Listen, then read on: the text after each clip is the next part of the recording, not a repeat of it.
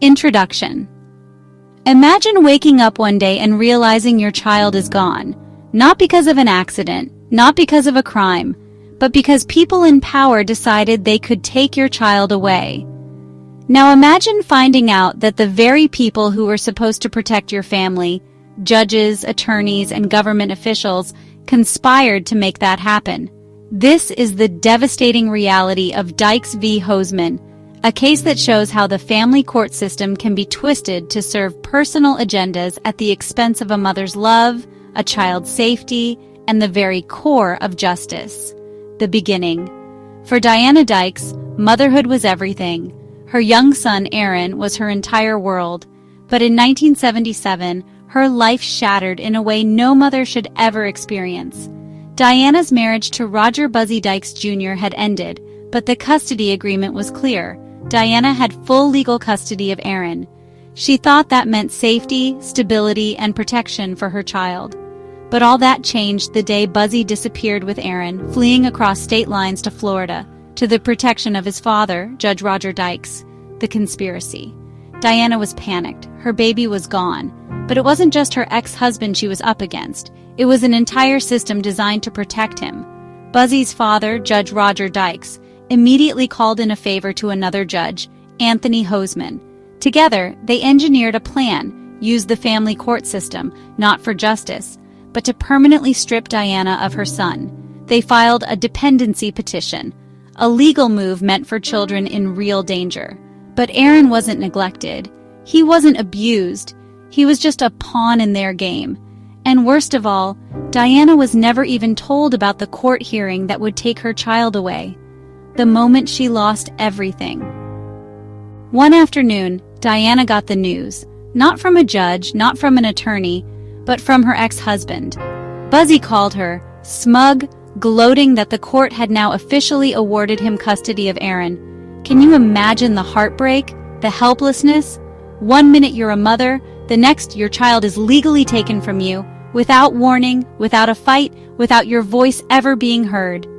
Diana's hands shook as she realized what had happened. The people sworn to uphold the law had used it as a weapon against her, fighting back. But Diana wasn't about to give up. She fought. She took her battle to the federal courts, armed with 42 U.S.C. Section 1983, which allows lawsuits against government officials who abuse their power, and 42 U.S.C. Section 1985, designed to stop conspiracies aimed at violating civil rights. Her lawsuit wasn't just about getting her son back, it was about exposing the web of corruption that had turned her life into a nightmare. She named names, Judge Hosemann, Judge Dykes, her ex-husband, and even officials from Florida's Department of Health and Rehabilitative Services who had bent the rules to help Buzzy win custody. The emotional toll.